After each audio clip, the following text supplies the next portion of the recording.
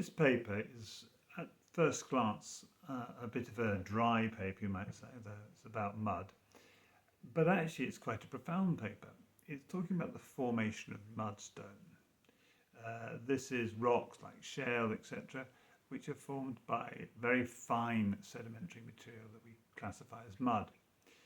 Traditionally, it has been argued that this source of rock must be formed over very long periods of time because mud will only settle, as it were, in tranquil, still waters. And so those who've argued for a worldwide flood have often been ridiculed based on the fact that we have very thick layers of mudstone.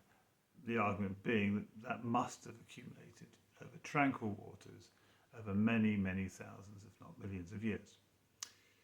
Well, latest research has suggested that actually mud and silt can form very rapidly in fast-moving waters, such as you would find in a worldwide flood. And once again, we are confronted with people who argue vociferously against the worldwide flood using what appear to be scientific arguments without realizing that those arguments may not be valid. And the only reason why we hold those arguments is because we have a lack of knowledge now about what could happen. But the worldwide flood was a unique event. Many of the features of that flood would have been one-off events that we don't see replicated today. And it's only as we, as it were, bump along in our knowledge and start accumulating more knowledge that we begin to realize that actually, hold it, canyons can form in a day. We saw that in Mount St. Helens in 1980. We find that features that we once thought took millions of years, formation of precious stones, can be done quickly under the right conditions.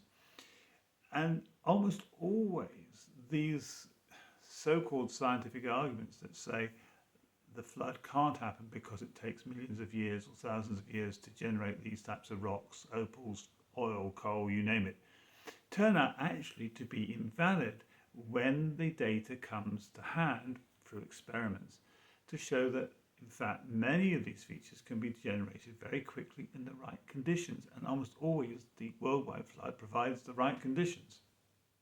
And so I think on the basis of what I have come across, which is this repeated sense of, oh, the flood can't be true because, and then you find actually later on the evidence turns out, yes, it can happen. These things can be formed rapidly.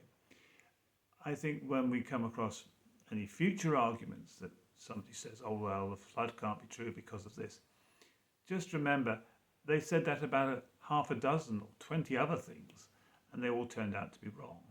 So it's very likely that those supposed evidences against the worldwide flood are also wrong, simply because the people who advance those arguments don't know enough about the world and how it works to be able to say that that's true.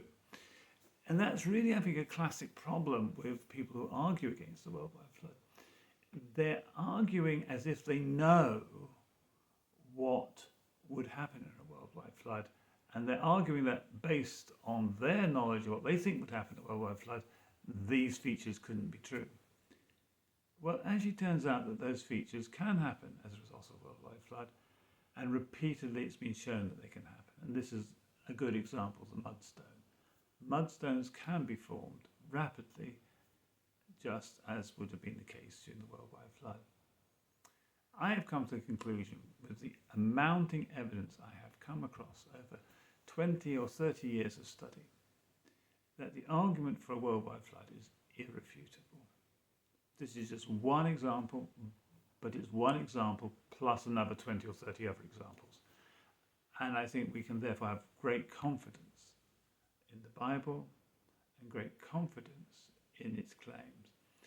And it should be noted that if God judged the world once with a flood, we know that it will be judged again when Jesus returns. And that's the key thing, the return of our Lord Jesus Christ. Are we ready for that? And is the world ready for that? Jesus said this: if you're going on the way to the judge, make sure you get right with the judge before you arrive.